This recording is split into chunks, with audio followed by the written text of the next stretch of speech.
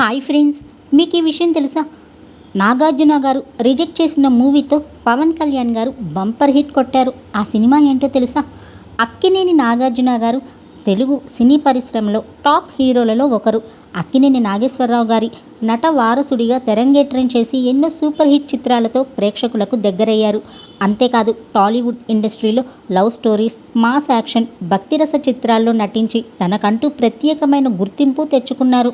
కానీ నాగార్జున గారి కెరీర్లో కొన్ని బ్లాక్ బస్టర్ హిట్ మూవీస్ని వదులుకున్నారు కూడా. వాటి గురించి అప్పుడప్పుడు చెప్తూనే ఉంటారు. ఇక ఈ క్రమంలోనే రీసెంట్గా మరో న్యూస్ బయటకు వచ్చింది. డేట్స్ అడ్జస్ట్ కాక నాగార్జున గారు వదులుకున్న ఓ cinema power star Pawan Kalyan గారికి సూపర్ డూపర్ హిట్ వచ్చేలా చేసిందట. కెరీర్లో పవన్ కళ్యాణ్ గారు మరో మెట్టు ఎక్కేలా చేసింది ఆ సినిమా.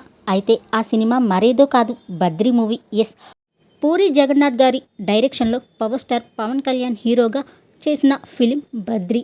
అటు పవన్ గారు, ఇటు పూరి గారి ఇద్దరి కెరీర్ని మలుపు తిప్పిన ఈ బ్లాక్ బస్టర్ హిట్ మూవీని మొదట నాగార్జున గారు చేయాల్సిందట. డైరెక్టర్ పూరి జగన్నాథ్ గారు ముందుగా నాగార్జున గారికి ఈ మూవీ స్టోరీ చెప్పారట. కానీ డేట్స్ అడ్జస్ట్ కాకపోవడం వల్ల ఆ సినిమా నుంచి తప్పుకున్నారట నాగార్జున.